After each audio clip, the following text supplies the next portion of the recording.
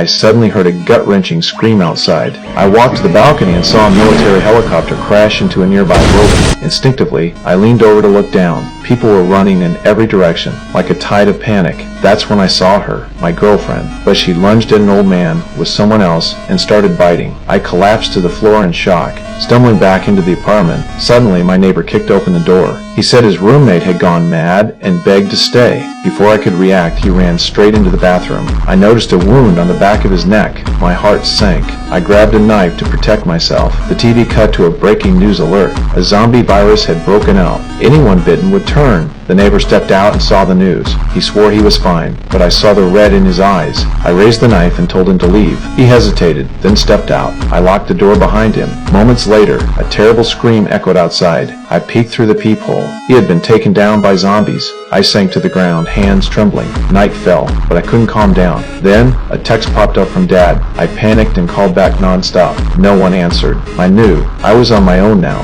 I blocked the door with the fridge, moved my bed to the living room to watch the entrance, sealed the windows shut. No one could see me, but the knocks kept coming. I couldn't tell if it was people or something else. That night, I heard a sound in the bathroom. My chest tightened. I grabbed a bat and crept closer. A zombie fell from the vent. It limped into the living room. I held my breath and hid in the corner. As it turned, I rushed forward and attacked.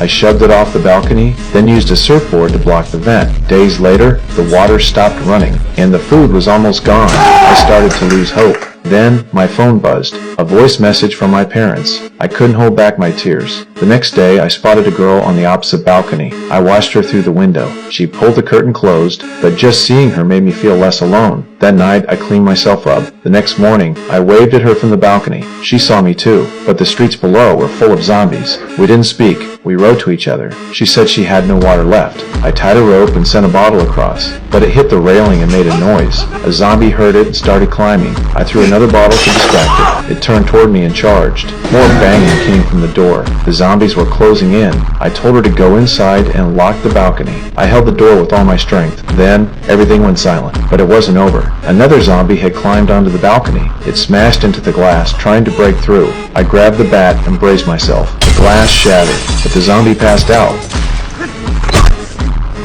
That was my sign. I had to get out. I pushed the door open. The hallway was eerily quiet. My neighbor's body still lay there. I took his keys. Just as I turned, I heard a noise. Zombies rushed at me. I dropped to the ground and played dead. Only when they left did I dare to move. I ran into his apartment, used the key to open the door.